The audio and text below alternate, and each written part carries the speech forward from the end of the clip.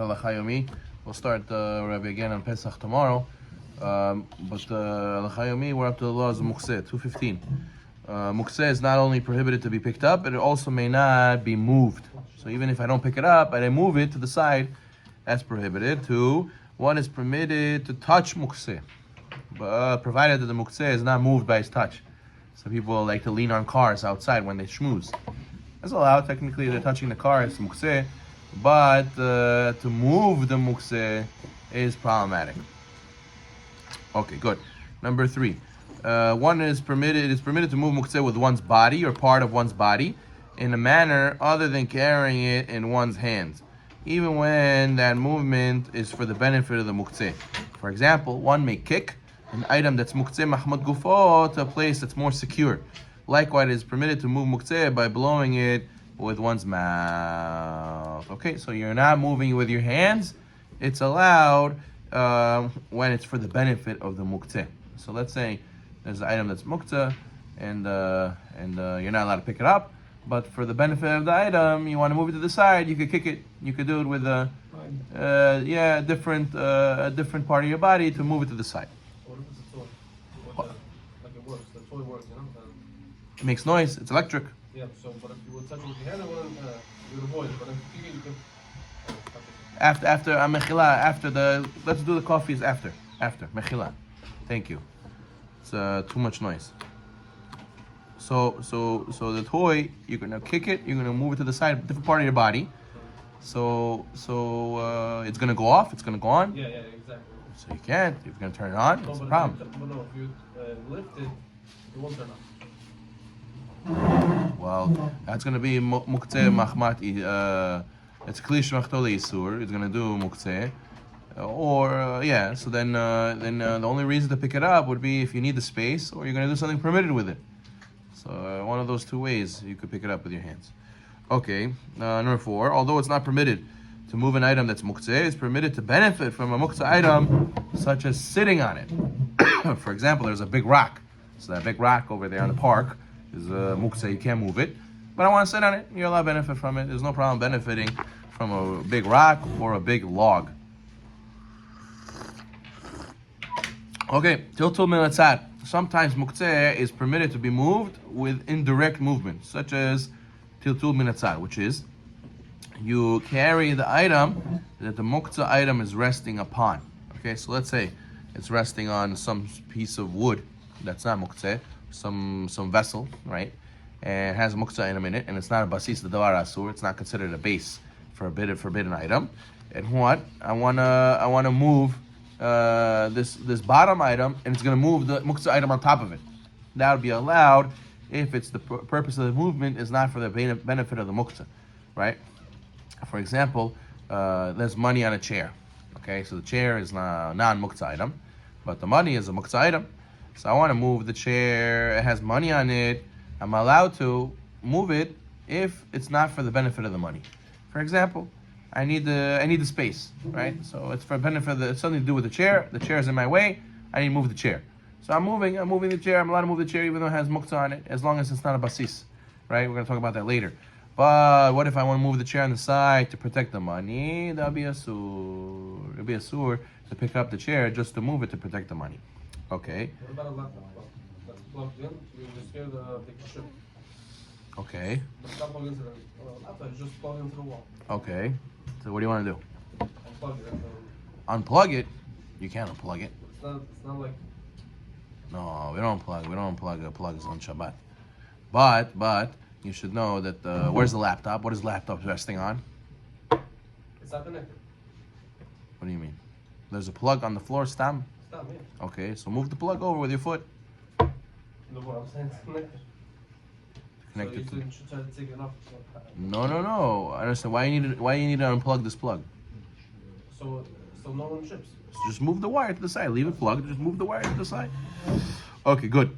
So now, if tilting the Muktzeh object off the non-Muktzeh object is possible, one should do so before moving it. For example, right, there's the money on the chair, that our previous case. So let's say I could move the chair, I could tilt the chair, make the money fall off, and then I'll move the chair. That's better than lifting the chair with the money on it. And kick the money? Yeah, you could kick the money.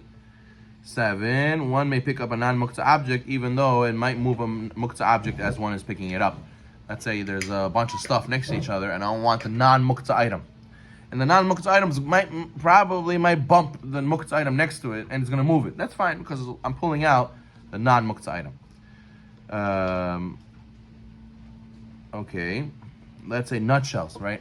Nutshells, after you eat pistachios, after you eat sunflower seeds, and you leave them on the table, right? Those are not edible, even for animals, and they're considered muktzeh on Shabbat, those seeds, those shells, I'm sorry. And they cannot be moved directly. The shells may be moved by brushing them off the table with a knife, or another non-muktzeh object, or by shaking out the tablecloth. So I'm going to do here. They have seeds or whatever it is. They roll up the tablecloth and just throw it on the garbage. Yeah, that's good. They're indirectly moving the muktzeh by holding the non-muktzeh item. That's okay. That's good. Okay.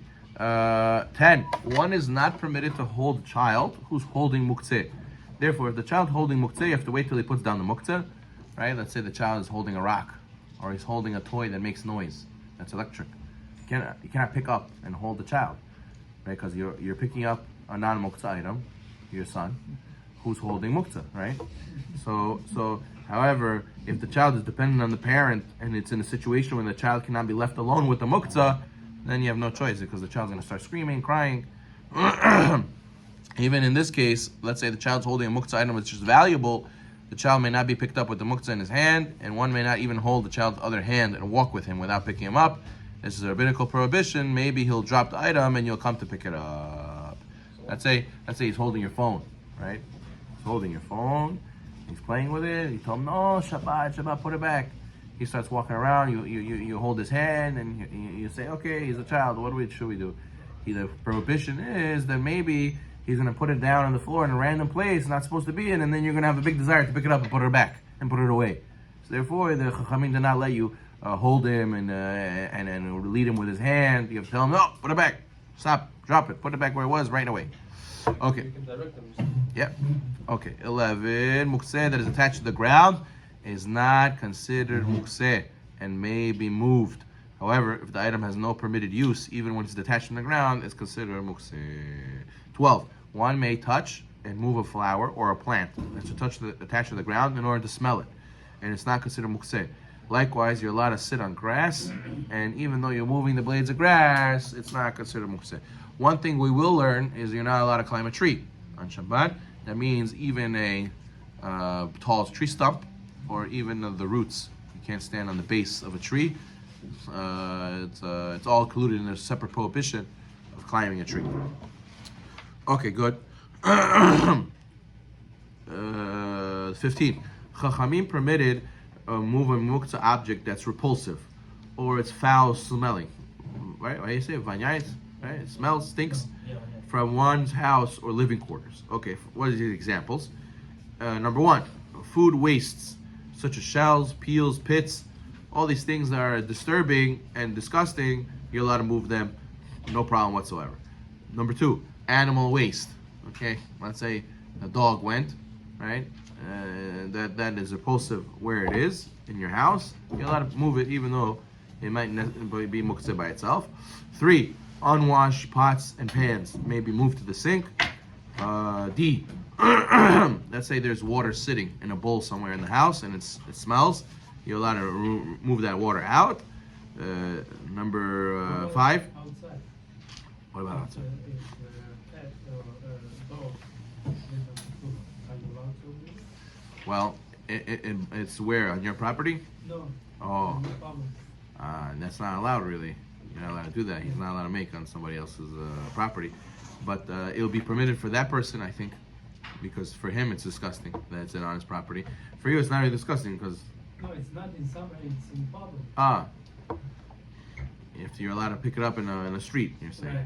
Somebody gonna get grossed out. Talk about a mushroom issue. You're saying because for the other guy will be grossed out, Right. I don't get the maybe it will be lenient from Muktzeh. We have to see. I have to see. That's a good question. I have to see. That might be. I have to double check. Okay. Number 5, soiled diapers or a bedpan. Let's say somebody has a pan next to his bed that he goes and he uses for number 1. If one wants to return the bedpan, he should clean it and carry it back with water in it. If you if you want to get rid of it from the begin with, it's okay. Number 6, garbage bags or cans may be removed if they smell. Interesting to say if they smell. I know people who just see it and it bothers them. They have this a little bit of a OCD, but I'm sure that it's also considered repulsive for him, so it'll be lenient. Number 7, sweeping dirt from one's floor is permitted because the dirt is considered a repulsive item. 17, one may remove a repulsive item from any area that one uses during Shabbat. If the repulsive items in the area which you do not use on Shabbat, so then it cannot be moved, right? Even if one's concerned that a child may become dirty from touching it, it may only be covered and not moved. You don't have to use a shinui, and it may be removed with your hand or with a utensil, but it's praiseworthy not to do it with your hands. 20, one may not initially create a situation where a repulsive object will have to be removed. For example, one may not place an item in one's living quarters with the intention that it will become repulsive and it will be removed.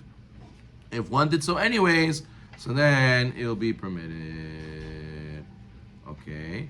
23. One may empty his garbage bin outside on Shabbat and even bring it back inside once it has been emptied in a place where there's a valid eruv. Okay, how come? Why isn't the garbage bin, right, the rolling garbage cans, why are they not considered muktzeh? So he says in the note over here, 39, one should place something that is permitted on the garbage can from before Shabbat, so it's not considered a basis davar asur. It will be basis davar asur and mutar. That way it can be brought back into the house. If it's not possible or one forgot to do so, one should put a permitted item in the garbage can so one can carry it back to the house. Interesting. So some opinions say that you have to put a permitted item in there in order to bring it back in, because otherwise, since it had garbage in it before Shabbat, so it's considered basis davar asur. It became muktzeh from before Shabbat. But at the end of the day, it is permitted. Let's say you have spider webs, God forbid, somewhere in the house. So then one should not remove a spider web on Shabbat because it's considered muktzeh mahmad gufo. Okay. Let's say you have human dignity. All right, 25. In cases where there's no other alternative, Chachamim permitted the movement muktzeh in order to permit and preserve human dignity. Right? Like a toilet paper, right? That's you're allowed to move muktzeh in order to a situation like you're stuck like that. You're allowed to move muktzeh if it's in order to save human dignity. 27. In a situation where muktzeh objects are lying around the house and will cause embarrassment or discomfort, should guests arrive, it is permitted to move the objects to a more discreet place. You see? Even for what are people going to say? It permits to move muktzeh for human dignity.